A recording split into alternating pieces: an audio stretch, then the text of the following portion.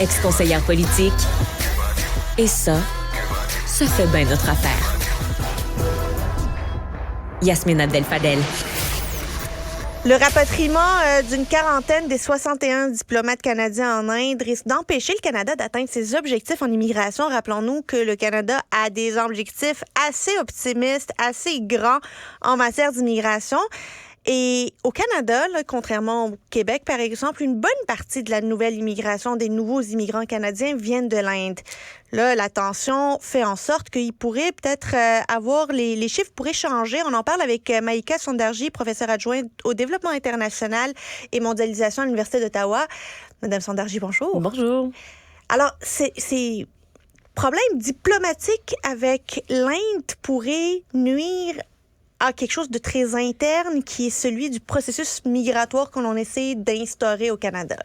Question extrêmement bien formulée. Effectivement, je pense que quand on parle de diplomatie, on pense que c'est des problèmes internationaux, mais l'international fait partie du national. Et dans le cas de l'Inde, on parlait beaucoup de la chicane, on parlait de pourquoi, du comment, est-ce que oui, non, il y a eu de l'ingérence. Mais pour moi, ce qui est encore plus intéressant, c'est l'impact que ça va avoir au jour le jour pour des entreprises ici, pour des étudiants ici, pour des familles. Il y a le Diwali dans quelques jours, le 12 novembre, c'est la plus grande fête indienne. Est-ce que ça va influencer les gens qui peuvent aller en Inde, fêter la fête, revenir ici? Donc, il y a vraiment plein d'impacts, surtout pour le Canada, mais pour le Québec aussi. Est-ce que le Canada peut se permettre de mettre sur la glace l'Inde comme source d'immigration? Puis là, je sais que on en parle ici au Québec, là, puis on se dit, bien, tu sais, l'Inde, ça fait pas partie des 5 sources d'immigration au Québec. Mais c'est le cas au Canada. Tout à fait. Non, exactement. Je pense qu'au Québec, on voit moins la présence indienne. Moi, ma famille est indienne, donc je la vois particulièrement. Oui, j'espère. Notamment à Sherbrooke. Mais donc, pour le Québec, ce n'est pas dans les 5 premiers, mais pour le Canada, c'est la première source d'immigration. L'Inde est de loin la première source d'immigration. Donc, ça représente 27 % de la totalité des immigrants. Donc, plus d'une centaine de milliers de personnes qui ont la résidence permanente à chaque année sont indiens. Donc, c'est vraiment important en termes de la population canadienne. Pour l'Inde, c'est plus ou moins important en termes de nombre, mais pour le Canada, c'est extrêmement important en termes de personnes. Pour les étudiants, c'est 40 % de nos étudiants étrangers. Donc, c'est viennent d'Inde. Exactement. Et là, on parle souvent de la relation du Canada et l'Inde, comment on devrait renforcer cette relation-là. Mais pour le Canada, cette relation-là est déjà extrêmement importante parce que ça représente une immigration incroyable. Puis là, avec le rapatriement de beaucoup de diplomates, ben c'est des diplomates qui s'occupaient de processer différentes demandes d'immigration. Donc, c'est combien de milliers de personnes qui ne pourront pas arriver avant janvier? Mais les demandes d'immigration ne sont pas traitées à Ottawa, par exemple, par Immigration Canada, parce que là-bas, c'est des diplomates qui relèvent du ministère des Affaires étrangères, pas nécessairement d'Immigration Canada.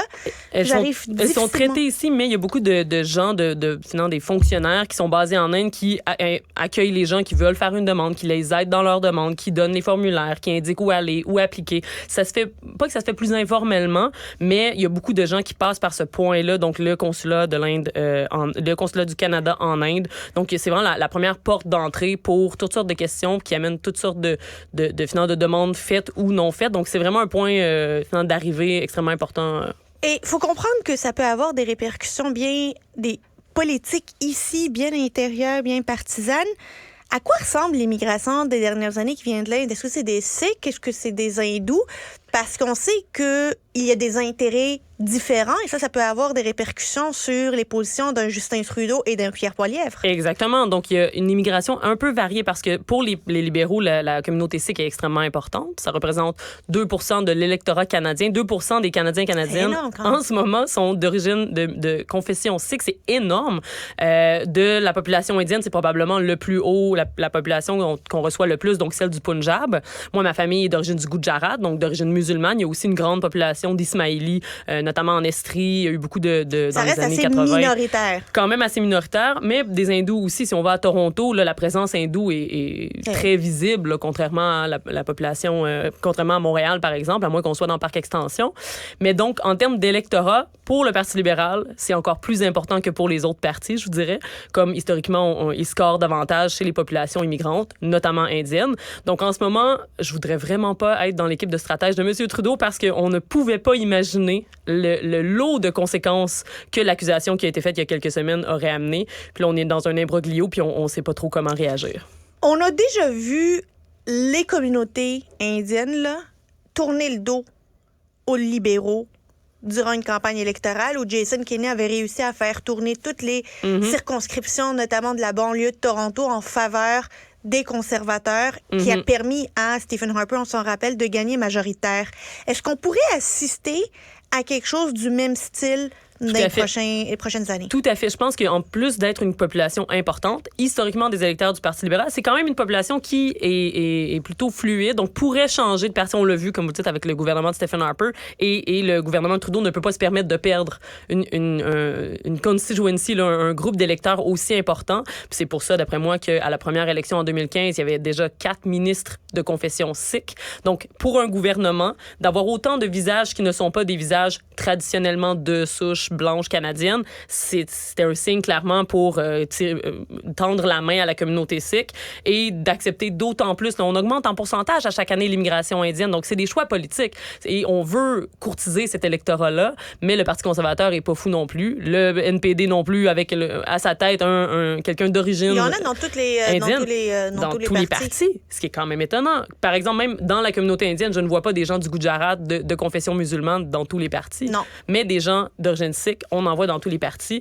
Et avec cette chicane-là, je comprends de quel côté. Pourquoi M. Trudeau s'est positionné de ce côté-là, pourquoi il a défendu la communauté sikh. Mais c'était un gamble, puis je pense qu'en ce moment, on est en train de se demander. On est en train de perdre, même quand on gagne. Parce que quand l'Inde dit « finalement, on va réouvrir les visas pour les visas de reconstitution familiale, pour des visas de travail, des visas pour les business », même là, on a quand même perdu la face parce que c'est comme si on attendait là, que l'Inde enlève, recommence à nous parler, recommence à faire du commerce. Vraiment. Mais c'est ça. Donc là, on revient un peu au statu quo, mais au bout du compte, diplomatiquement, on a perdu, clairement.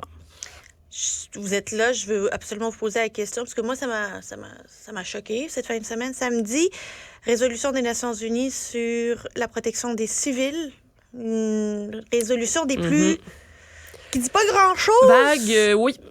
Qui nomme ni le Hamas ni Israël, qui parle de protection des civils. Si on veut que les États-Unis acceptent et que le Canada, je dirais même accepte, il faut qu'on ne nomme absolument rien. Pour être sûr on de n'a ne rien froisser nommé personne. Et le Canada s'est abstenu. Mais voilà. Mais le Canada, historiquement, le gouvernement canadien perd toujours dans tous les conflits qui ont eu lieu dans la région du Moyen-Orient. Dans le cas d'Israël-Palestine, c'est pour ça qu'on a perdu notre siège au Conseil de sécurité sous Stephen Harper. C'est parce que Stephen Harper était encore plus que le gouvernement libéral voulait s'acoquiner Israël. Justin Trudeau, rappelons-le. Et sous Justin Trudeau. Donc, c'est pas une relation qui est en train de s'effriter. Et c'est pour ça qu'on perd de notre lustre au niveau multilatéral.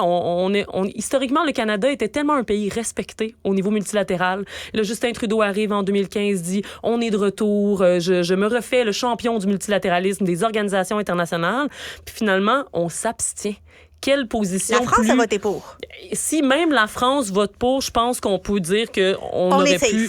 Exactement, mais je pense qu'on continue à calquer les positions des États-Unis, mais dans un monde aussi multipolaire qu'on le voit aujourd'hui, on ne peut pas se permettre d'être seulement l'ami des États-Unis.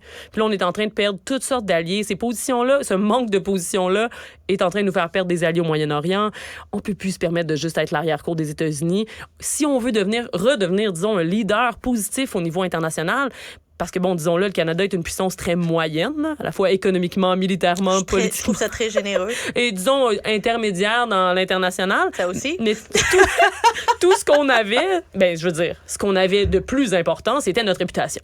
On était un champion pour les droits humains. La sécurité humaine, c'est un concept qui vient du Canada. La défense de l'environnement. Casque bleu, la lutte contre l'apartheid. Tu sais, historiquement, là, on est respecté à cause de ça. Là, on s'abstient. Exactement. Donc, de s'abstenir, c'est tellement mi-figue, mi-raisin.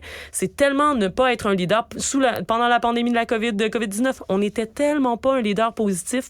J'aimerais tellement que le Canada redevienne le leader bienveillant dont le monde a besoin.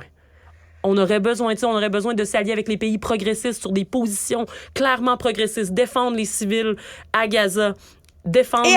Et ailleurs. Et libération des otages défense des civils. Défense des civils. Il y aurait une manière de formuler tout ça. Là, moi, j'ai un doctorat en relations internationales. Je pense qu'il y aurait une manière de formuler tout ça de manière à ne pas perdre notre relation historique avec Israël, mais tout quand même en défendant la Palestine puis en disant mais il y a des civils en ce moment, des milliers de civils qui n'ont plus de maison puis qui sont en train de 3100 enfants. C'est un non-débat. défendre les civils, un cessez-le-feu, pour moi, c'est un non-débat. C'est une position claire. On devrait prendre les devants et pas seulement finalement, on va peut-être dire oui, on va peut-être signer. Ouais, après que tout le monde l'a fait. Exactement. Mais si on n'a pas cette réputation diplomatique internationale-là, qu'est-ce qui nous reste? On est en train de perdre tous nos alliés. On est en train de se chicaner avec la Chine, avec l'Inde, avec l'Asie du Sud. Je sais pas où on s'en va. Je veux dire, on peut pas rester avec les vieilles puissances qui sont en train de perdre des plumes. On dirait que notre aimant est démagnétisé, notre boussole est démagnétisée. On tourne en rond, on sait pas où on s'en va. Puis, regarde, dans le doute, là, on va suivre ce que les États-Unis font. Là, eux, ils doivent savoir où est-ce qu'ils s'en vont avec ça. Comme on parlait de l'Inde, dans tous ces débats-là, c'est comme si on décide à la dernière minute, qu'est-ce qu'on devrait faire? Puis là, on prend une décision un petit peu à la va-vite. Honnêtement, pour les analystes là, dont je fais partie, c'est extrêmement dur de dire où est-ce qu'on s'en va. On n'a pas de doctrine internationale depuis plusieurs années, même sous le gouvernement Harper. Tout à fait. Ça fait longtemps qu'on n'a pas eu de doctrine internationale au Canada. Sous Stephen Harper, on dirait que c'était normal pour lui.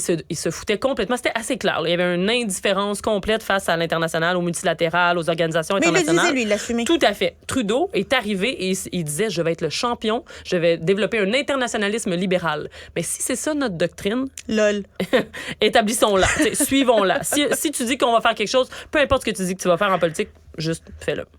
Maïka Sondarji, professeure adjointe au développement international et mondialisation à l'Université d'Ottawa. Merci beaucoup. Merci à toi. Joignez-vous à la discussion. Appelez ou textez. Studio à commercial cube.radio ou 1-877-827-2346. 187 Cube Radio.